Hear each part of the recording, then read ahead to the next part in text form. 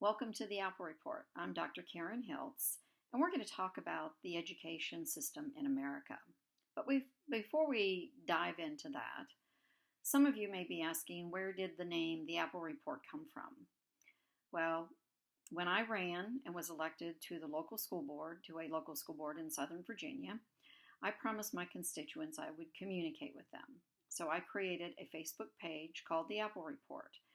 I would share with them information from the school board meetings and my opinions with regards to some of the issues and how I voted. Also would share events and activities that were going on around the school division, share some of the things that I was doing around the school division, as well as articles, whether they were from other people or from myself. So that's how that came about.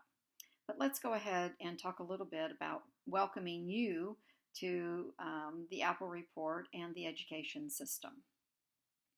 This is a big behemoth of a bureaucracy, a huge puzzle with many pieces.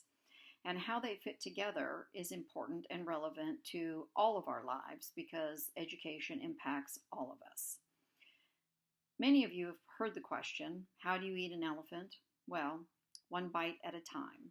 So that's what the Apple Report is going to do. We're going to take one bite at a time, and we're going to talk about the various facets and issues of the education system. We have a federal level, we have a state level, and we have a local level.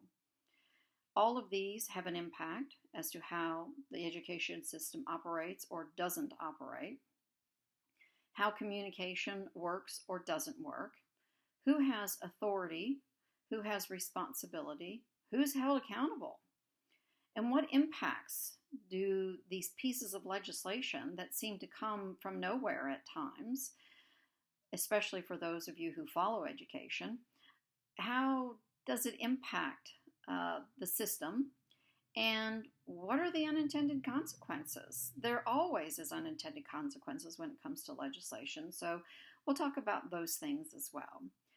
But this is the welcome, the intro to the Apple Report, and the next one will be we'll dive into the history. How did we become a public education system? Because we weren't always. In the beginning, America did not have a public education system, but children were educated. So we'll talk a little bit about that. Then I think the next logical step is to go into the constitutions, go into the federal constitution and the state constitutions and what they say or don't say about education, educating the populace of our country. So thank you. I want to thank you for watching this video. I ask that you share this video with others so that they can take this journey with us, because I'm a firm believer that we always learn. Every day we should be learning something. I hope that everyone learns something new every day. I know I do. But there again, I ask that you share this. I hope that we will all learn together. I look forward to your feedback. And I would like to say that my fundamental belief is that parents are the authority and have the responsibility for educating their child, not the system.